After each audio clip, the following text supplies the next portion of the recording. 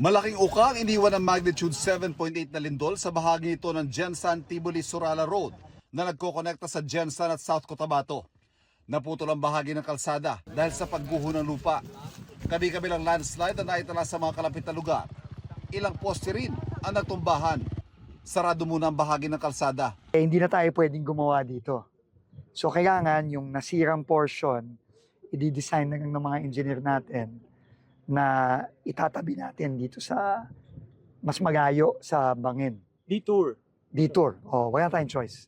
Kasi imposible ng tayuan ito. There are 19 roads that are not passable, 9 bridges also, and 1 seaport and 1 airport. Likewise, there are 1,889 total damaged houses. Inikutan din ni DPWH Secretary Vince Dizon ay lang gumuhong establishmento sa Jensan. Gayon din ang napinsalang Notre Dame of the Jangas University.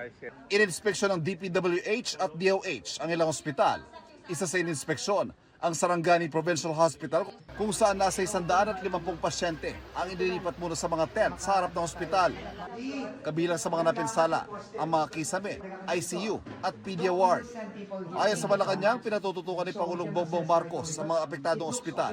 Meron pong mga ospital na yung iba ay ayaw pang tuluyan ng mga pasyente dahil iba yung mga cracks, kaya po pinapacheck, pinapamadali po ito ng DOH at sa mga engineers po natin, structural engineers, para makita po kung yung lawak ng danyos ay safe pa ba na tuluyan o hindi.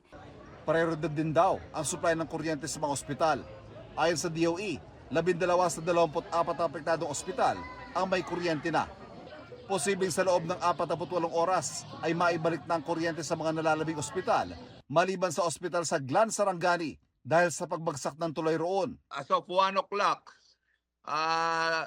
15 out of the 23 substations were already energized. And with this 15 substations, 41 out of the 68 feeders are already energized.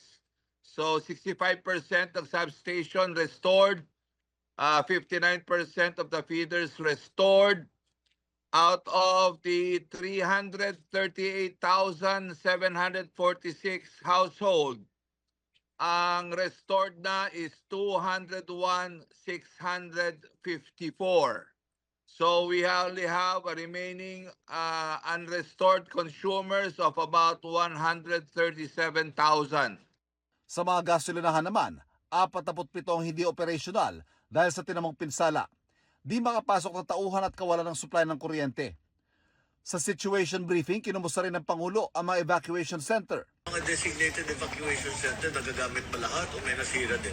So far, sir, there's no report of any evacuation centers that were damaged, except that other evacuation centers are not being used due to the frequent aftershocks.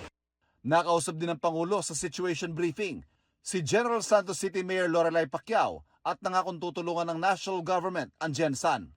Tuloy naman ang pagpapadala ng relief goods sa pangunguna ng DSWD, katuwang nila ang Coast Guard at Air Force sa mabilisang pag-deliver lalo't kung may mga kalsadang hindi madaanan. Nakikipag-ugnayan daw ang DepEd sa mga lokal na pamahalaan para matiyak ang kaligtasan ng mga mag-aaral. Nakatakdang magtungo ang Pangulo sa mga lugar na tinamaan ng lindol bukas. Ako si Ivan Mayrina, ang inyong saksi.